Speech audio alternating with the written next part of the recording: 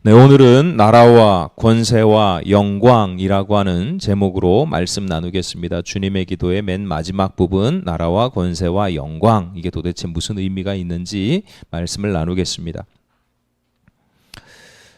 인터넷에서 우연히 주기도문이 아니라 돈기도문이라는 글을 보았습니다. 돈기도문, 주의 기도, 주기도문을 패러디했는데 내용이 이렇습니다. 지갑 또는 통장에 계신 돈님이여, 이름이 거룩히 여김을 받으시오며 돈이 판치는 세상이 임하였사오니 소득이 부동산 투자에서 이루어진 것 같이 증권에서도 이루어지이다. 오늘날 나에게 쓰고도 남을 돈을 주옵소서. 우리가 우리에게 빚진 자를 고소함같이 나의 진 빚을 잊어버리게 하옵시고 우리를 불황에 들게 마옵시고 다만 부도와 파산에서 구하옵소서. 대개 자본주의 나라와 권세와 영광이 돈님께만 영원히 있사옵나이다. 돈내. 뭐 이런 패러디입니다.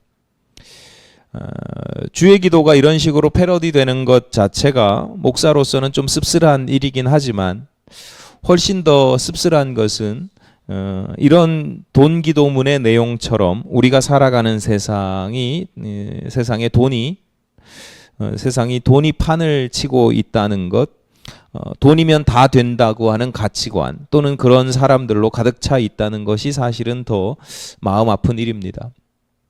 저라고 해서 목사라고 해서 예외도 아닙니다. 물론 제가 돈을 믿지도 않고 돈을 사랑하지도 않고 돈에 소망을 두지도 않고 돈으로 모든 것을 할 수 있다고 여기지도 않고 돈이 많다고 교만하거나 우쭐대지도 않습니다.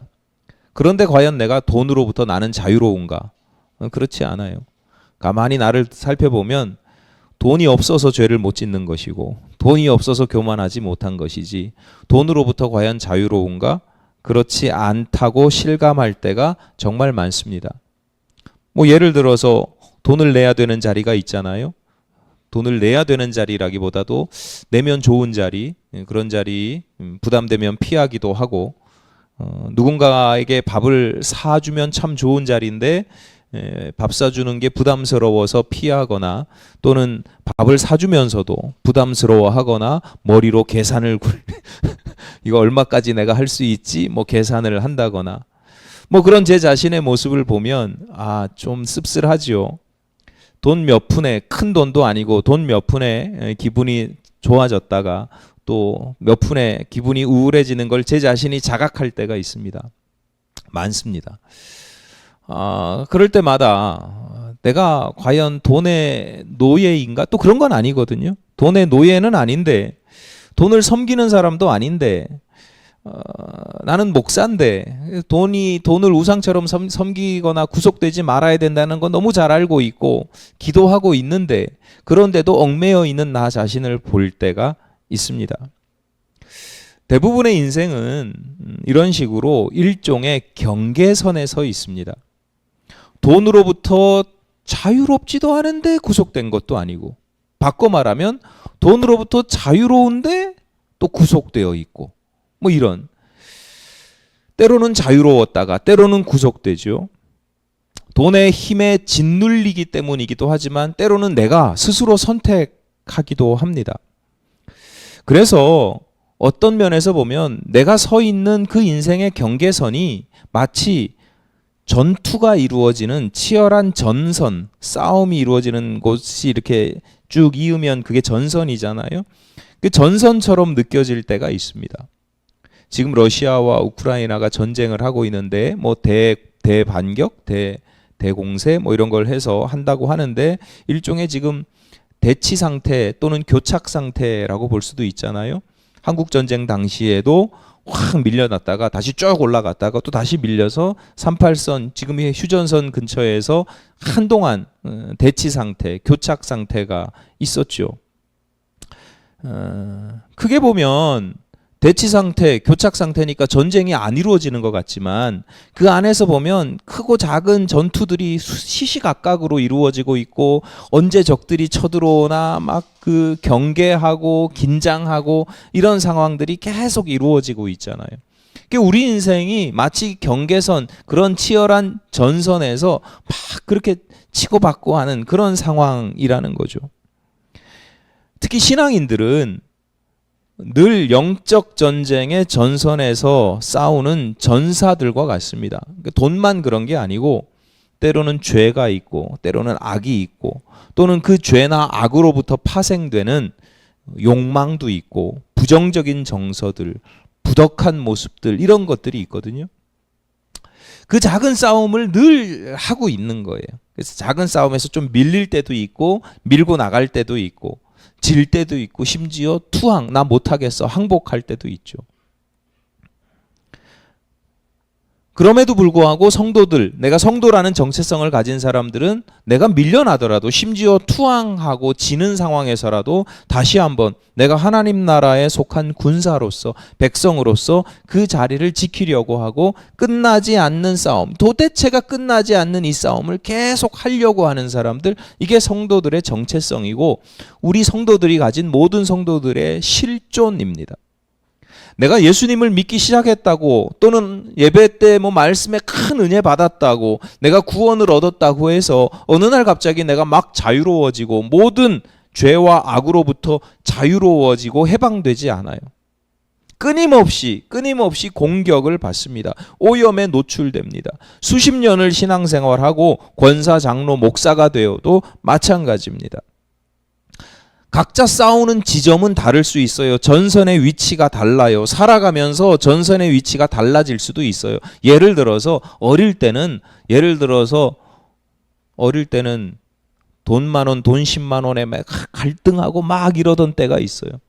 근데 어느 날부터 그 정도에선 자유로워. 그러나 100만 원, 1,000만 원에서 또 싸우고 있고 뭐 이런 게 우리들의 실존이라는 거죠.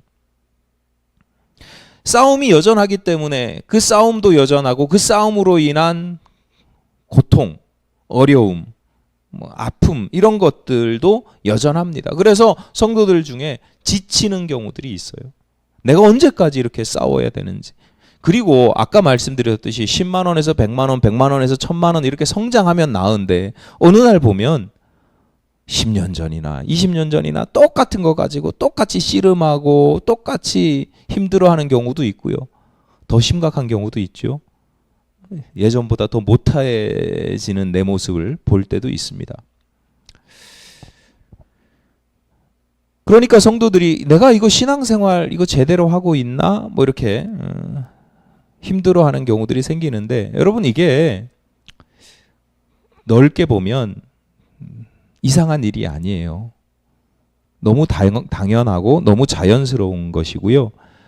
그 자체만으로도 우리가 긍정할 필요가 있어요. 왜냐하면 내가 싸우고 있다, 갈등하고 있다라고 하는 것 자체가 내가 지금 살아있다는 뜻이에요.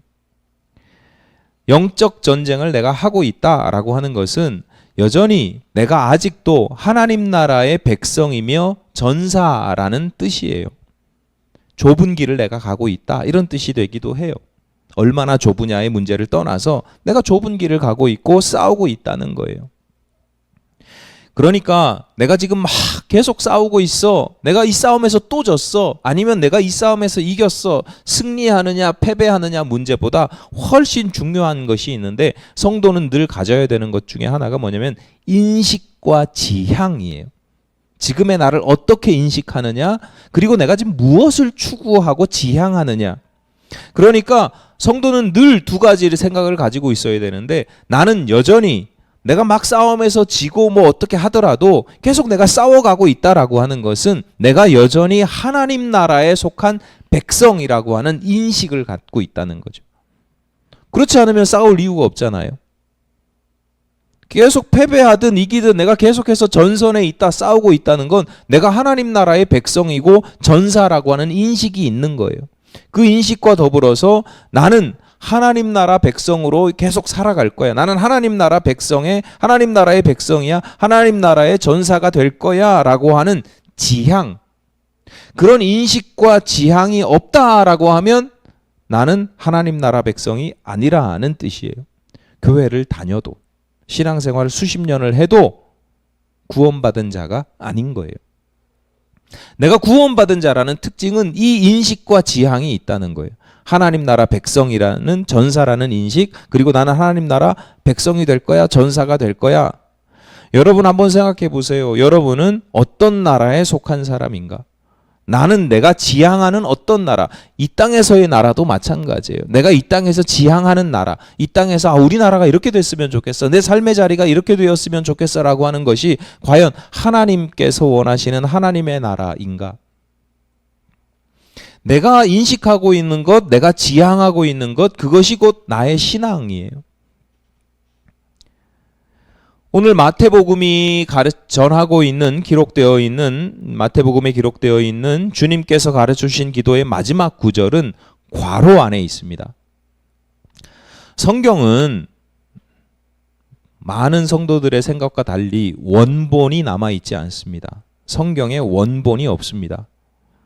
모두 사본들입니다. 성경을 예전에는 인쇄 기술이 없으니까 다 일일이 베껴 쓰잖아요. 필사본이라 그래서 베껴 써서. 그 필사본들만 그나마 몇 개 남아 있는 건데, 그 사본들 중에 일부에는 이 구절이 있지만 일부 사본에는 이 구절이 없어요. 그래서 괄호, 성경을 읽다가 괄호 있다, 괄호, 오늘 본문뿐만 아니라 괄호가 있는 것은 일부 사본에는 있지만 일부 사본에는 없다, 이렇게 보시면 되고, 특히 오늘 본문의 경우는 좀 더 자세히 말씀드리면 사본이 오래된 것일수록 이 구절이 없어요. 사본이 좀 후대에 쓰여진 것일수록 이 구절이 있어요. 그래서 대부분의 학자들은 이 구절이 예수님께서 직접 가르쳐 주신, 친히 가르쳐 주신 기도문은 아닐 것이고, 이후에 초대교회에서 성경이 막 쓰여지기 시작한, 그렇다고 뭐 세월이 오래 지나간 건 아니고, 초대교회에서 초대교회 공동체, 교회 공동체에서 필요에 따라서 첨가한 구절일 것이다 라고 보는 것이 거의 정설이에요. 왜 그러면 첨가했느냐? 크게 두 가지 이유가 있어요. 첫 번째는 뭐냐면, 형식적인 측면에서 이 주님의 기도가, 주님께서 주님 기도를 좀 가르쳐 주십시오라고 했을 때 주님께서 완벽한 기도문을 가르쳐 주신 건 아니고 너희들이 이렇게 구해라 라고 가르쳐 주신 거니까, 기도문으로 보면 이게 완결성이 없는 거예요. 그러니까 유대인들 입장에서 보면 그 시작이나 마지막이 오늘 본문의 구절처럼, 오늘 본문의 구절을 형식적으로, 내용적으로 송영이라고 하거든요. 하나님을 찬미하는 내용이에요. 그러니까 유대인들은 항상 기도에, 유대인들이 드리는 기도에는 앞에든지 뒤에든지 하나님을 찬미하는 내용이 들어가 있었어요. 근데 그런 내용이 없는 거예요. 예를 들어서 다윗이 성전 건축과 관련해서 백성들 앞에서 기도하거든요. 기도문이 어마어마하게 길어요. 그 기도문이 역대상 29장에 기록되어 있는데, 그 시작 부분이, 그 성전 건축에 관련된 기도의 시작 부분이 11절, 역대상 29장 11절 12절에 이렇게 기록되어 있습니다. 내용을 한번 착 읽어보시면 오늘 그 송영하고 뭐 거의 비슷한, 전체적으로 주제가 비슷하다는 걸 느낄 수 있어요. 여호와여, 위대하심과 권능과 영광과 승리와 위엄이 다 주께 속하였사오니 천지에 있는 것이 다 주의 것이로소이다. 여호와여, 주권도 주께 속하였사오니 주는 높으사 만물의 머리이심이니이다. 부와 귀가 주께로 말미암고 또 주는 만물의 주제가 되사 손에 권세와 능력이 있사오니 모든 사람을 크게 하심과 강하게 하심이 주의 손에 있나이다. 내용이 다 비슷하죠. 오늘 나라와 권세와 영광이 아버지께 있습니다. 비슷하단 말이에요. 성전을 건축하게 해주신 것에 대한, 하나님께서 성전을 건축하게 해주신 것에 대한 감사의 기도도, 감사의 내용도 따로 있고, 솔로몬을 통해서 이 성전을 건축하게 해달라고 하는 간구도 있는데, 그 감사와 간구와 더불어서 꽤 길게 하나님께 영광 돌려드리는 속령의 부분들, 이것이 있음으로써 유대인들에게는 기도문이 일종의 균형감을 갖는 거예요. 어느 하나에 쏠리지 않는 거죠. 감사의 기도로 끝나거나 간구하는 기도로 끝나는 게 아니라 하나님께 영광 돌려드리는 부분도 있음으로써 일종의 균형감을 갖는 거예요. 2000년 전부터 지금까지도 주의 기도가 종종 사용되는, 주님께서 가르쳐 주시는 기도가 종종 사용되는 경우가 개인적으로 기도하는 경우도 있지만 주로 공중 예식에서, 그러니까 오늘도 우리가 예배할 때 오늘 아마 지구상에 있는 거의 대부분의 교회에서 예배를 드린다고 하면 그 예배 시간에 아마 거의 대부분의 경우에 주의 기도를 할 거예요. 주님의 이름으로 모이는 주일 예배뿐만 아니라 주님의 이름으로 모이는 대부분의 집회에서는 주의 기도를 해요. 그러니까 이 주의 기도가 공동 기도문이란 말이에요. 공동 기도문. 그러니까 개인적인 기도를 드릴 때는 자유롭게 기도해도 되지만 다 같이 드리는 기도문에는 일종의 형식이 필요하고 그 형식이 어느 정도 균형을 이루어야 되는 거죠. 이런 점에서 먼저 우리가 교훈을 얻을 필요가 한 가지가 있는데, 과연 우리의 기도는 물론 개인적으로 하나님께 기도할 때 자유롭게 기도할 수 있어야 돼요. 그러니까 자유롭게 기도하셔도 돼요. 그러나 때로는 과연 나의 기도를 한번 살펴볼 필요가 있다. 나의 기도는 과연 균형감이 있는가? 예를 들어서 나의 기도가 특히 그런 경우가 많은데 간구, 기복, 구복이라고 하죠. 복을 구하는 것, 복을 기원하는 것, 기복하는 기도, 구복하는 기도, 복을 구하는 기도에만 편향되어 있지는 않은가? 물론 여러분 복을 구하는 기도 드리셔도 되고 때로는 탄식과 신음으로만 주여 그냥 이렇게만 기도해도 그 나쁘지 않지만, 그러나 그런 쪽으로만 매몰되어 있다라고 한다면 우리가 좀 점검해 볼 필요가 있다. 자, 이런 거예요. 예를 들어서 여러분 대인 관계도 마찬가지예요. 여러분이 누군가를 만나요. 어떤 사람을 만나는데 그 사람이 만나면 늘 힘들다는 얘기만 해. 늘 도와달라는 얘기만 해요. 그러면 또 어떤 사람은 만나면 늘 세상을 비난하는 이야기, 비판하는 이야기만 해요. 하는 사람은 막 그 얘기만 해요. 그러면 내가 그 이야기를 들어주면서 때로는 위로도 하고 때로는 격려도 하고 때로는 교훈도 주고 때로는 내가 맞장구를 쳐서 대화를 하기도 해요. 그런데 한편으로 생각해 보면 그게 정도껏 해야지, 너무 심하면 편향되어 있으면 그 또한 그 사람이 나에 대한 예의가 아니잖아요. 하다못해 그런 얘기를 하면서 야 그래도 내 이야기를 너라도 이렇게 들어주니 내가 얼마나 마음이 참 위로가 되는지 몰라, 이런 이야기라도 하면서 하면 그러면 그게 인격적인 관계인 거지, 그냥 막 쏟아내면 내가 그냥 쓰레기통인가? 이런 생각이 들 정도로 그런 경우가 있어요.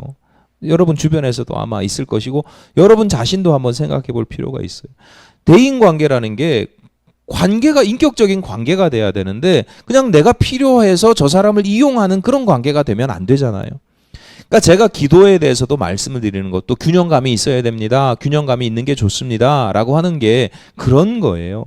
기도는 이렇게 하는, 형식적으로 이렇게 해야 되니까 이렇게 균형감을 맞추십시오가 아니라 하나님과의 인격적인 관계가 형성이 되어 있다면 내가 하나님께 때로는 때를 쓸 수도 있고 하나님께 뭔가 그냥 하소연을 할 수도 있고 여러 가지 다 할 수 있어. 자유롭게 할 수 있지만 내가 하나님과의 인격적인 관계가 맞춰져 있다면 자연스럽게 하나님께 찬송과 영광을 돌려드리는 건 너무 자연스러운 현상이라는 거예요.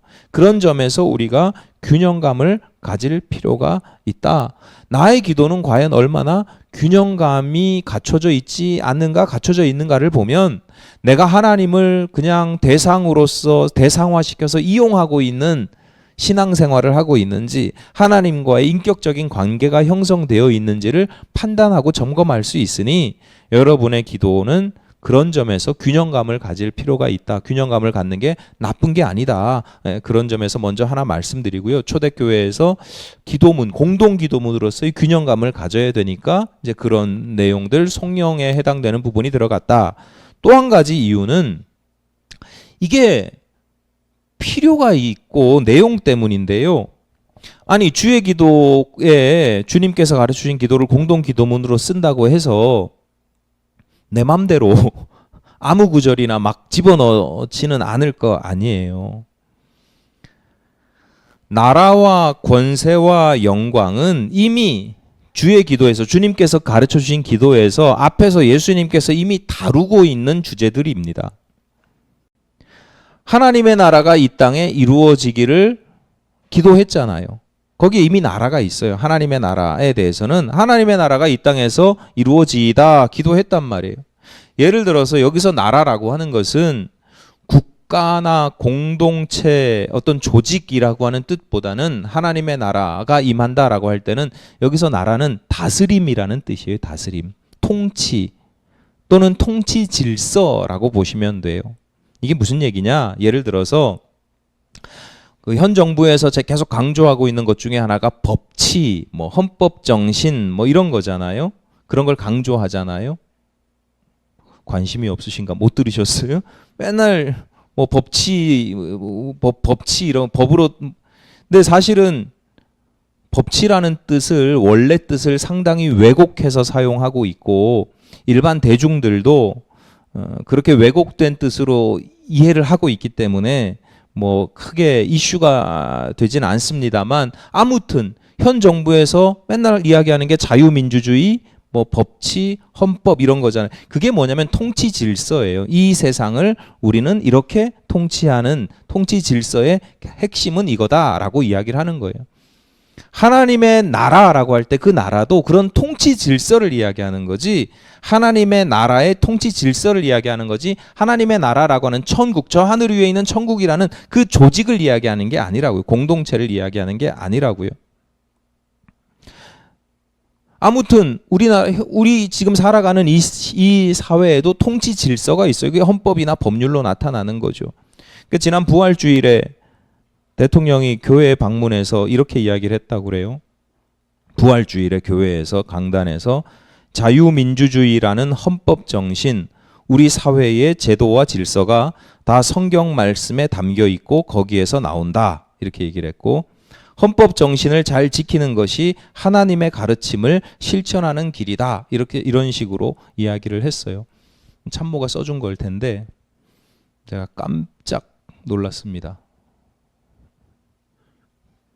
그분이야 통치자고 행정수반이고 법조인 출신이기 때문에 그렇게 이야기할 수 있어요. 그분 입장에서는. 그런데 그런 주장과 선포가 교회 강단에서 그리고 심지어 부활주일에 이루어진다? 목사로서 꽤 충격적이었어요. 제가 더 심한 말을 할 수도 있는데 그 교회와 그 교회에 관련된 분들에게 더 심한 말을 할 수 있는데 제가 지금 참고 있는 거예요.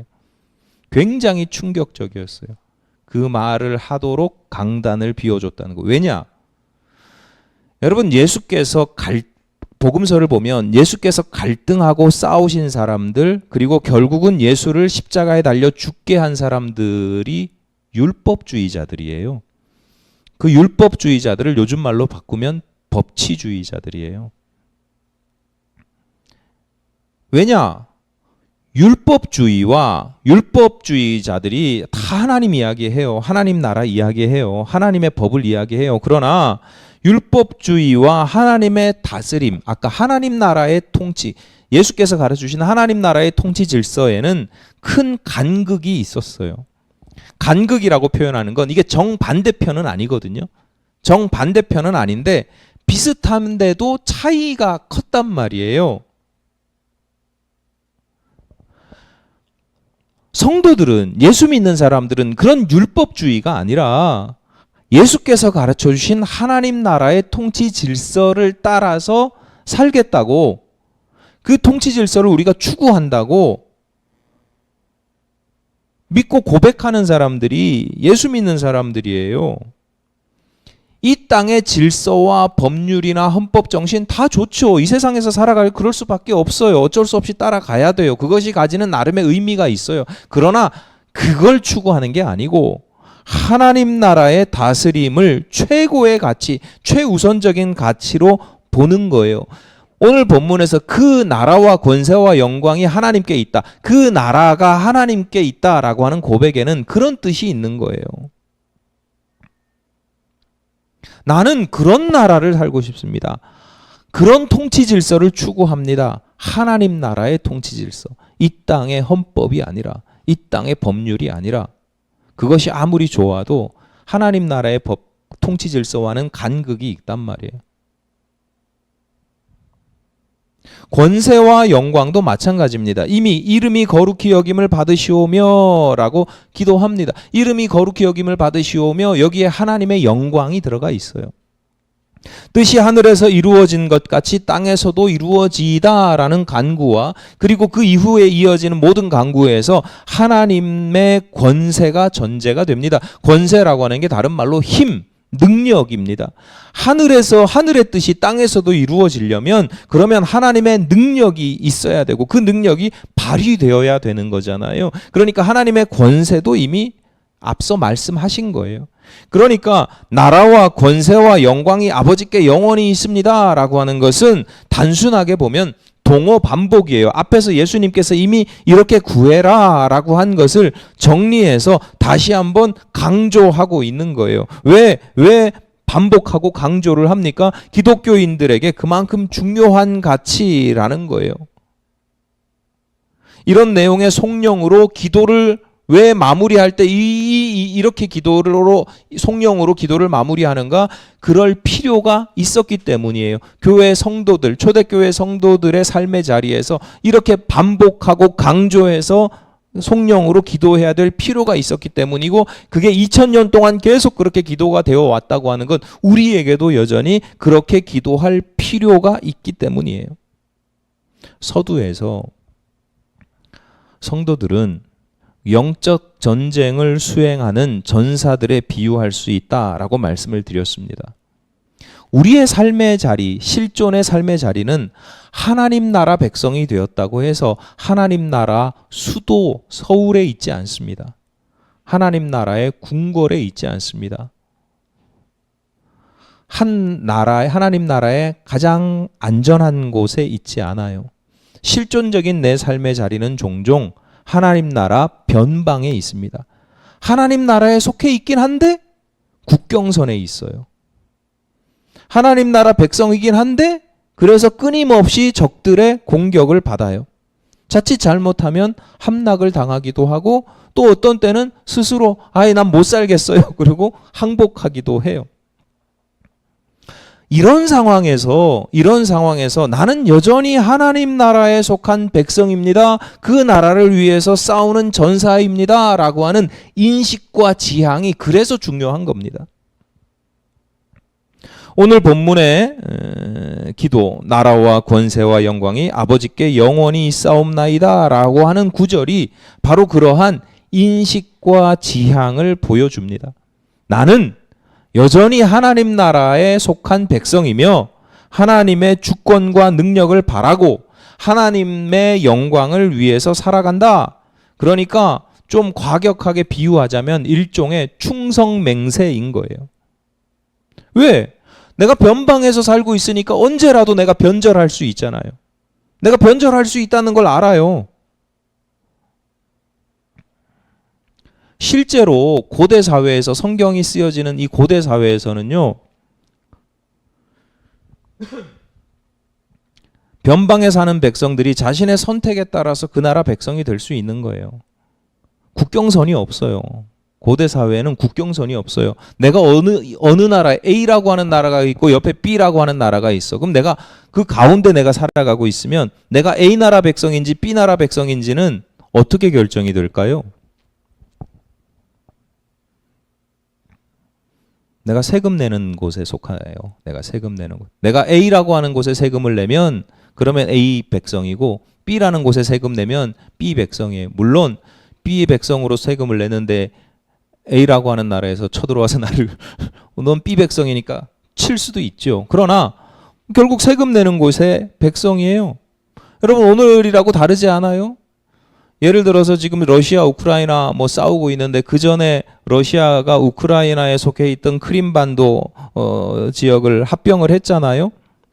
무력으로 공격을 했다고 보기도 하지만 러시아 입장에서는 국민 투표해 가지고 그곳에 살고 있던 사람들이 우리 다 러시아로 합병할 거야. 그래서 국민 투표로 나라가 바뀐 거예요. 그 백성들이. 백성들이 선택한 부분들이 있어요.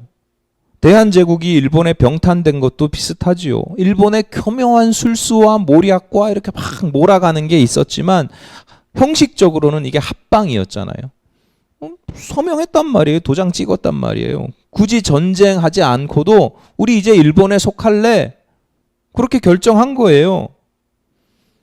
전쟁이나 병탄 또는 합방의 문제만이 아니고 오늘날에도 마찬가지잖아요. 합법적으로 이민을 하기도 하고 귀화를 하기도 해요. 능력과 의지만 있으면 내가 저 나라 백성이 될 수도 있단 말이에요. 그런 현실 속에서 성도들은 그 어떤 상황이 되더라도 총칼이 내 앞에 오더라도 교묘한 속임수와 막 뭐 노림수가 있더라도 유혹이 있더라도 어떤 상황 속에서도 영원히 내가 하나님 나라 백성으로 살겠습니다. 영원히 하나님의 영광을 위해서 살아가겠습니다. 영원히 하나님의 능력으로 살아가겠습니다. 라고 맹세하는 부분이 오늘 본문의 구절이에요. 여러분 이게 정말 귀한 고백이에요. 국경선에 안 살고 있는 사람들한테는 이게 귀하지 무슨 소리야? 그냥 형식적인 거죠. 그러나 국경선에 살고 있다라고 생각하는 사람들에게는 이게 어마어마한 고백이에요. 계속 말씀드리지만 우리는 끊임없이 공격을 받고 유혹을 당하기 때문입니다. 일본이 얼마나 조선을 삼키기 위해서 대한제국을 삼키기 위해서 얼마나 오랫동안 교묘하게 술수와 모략을 앞세워서 속임수를 썼어요. 계속 공격받아요. 돈이 최고라고 인생 뭐 있냐고 크게 한탕하고 즐기는 것이라고 막 이야기를 계속 들어요. 세상이 계속 그렇게 얘기를 해요. 그러면 처음에는 아니지 말도 안 되는 소리야 그랬다가 그럴 수도 있겠다. 이렇게 넘어가는 거예요. 그럼 나중에는 인생 뭐 있어? 죽으면 썩어질 몸. 이 땅에서 잘 먹고 잘 살아야지. 이런 거예요. 다 그렇게 생각하게 되는 거예요. 2년 전쯤에 경기도 양주 모녀 고깃집 갑질 사건이라고 불리는 일이 있었죠. 여러분 아마 뉴스를 통해서 다 보셨을 거예요. 코로나 기간에 방역 수칙을 지키지 않았다고 식당에서 일명 갑질을 했어요.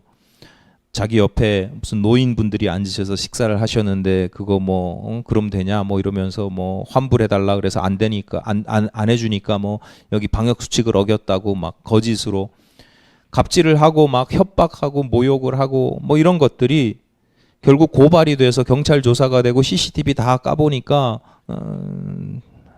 하여튼 그랬어요. 그래서 거짓으로 드러났어요.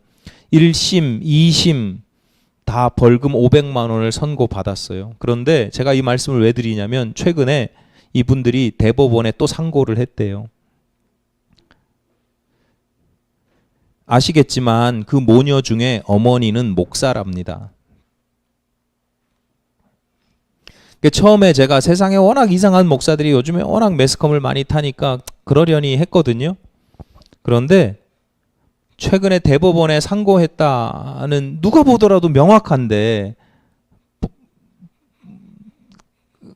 혐의가 분명한데 그런데 대법원에 상고했다는 뉴스를 보면서 제가 무슨 생각이 들었냐면 이 사람은 진심이구나. 왜냐하면 대법원에 상고하고 이러면 다 비용이 더 들어가잖아요. 뒤집힐 이유가 없는데 이 사람은 진심으로 자기가 억울하고 피해자라고 생각을 하는구나. 누가 보더라도 뻔히 보이는 거짓과 협잡을 일삼으면서도 스스로는 진실하다고 여기고 있구나. 근데 그 사람이 목사로구나. 제가 얼마나 스스로를 돌아보게 되는지 몰라요. 내가 진실하다고 생각하는 거, 내가 분명하다고 믿는 것이 누가 보더라도 거짓이고 협잡일 수도 있는 거예요.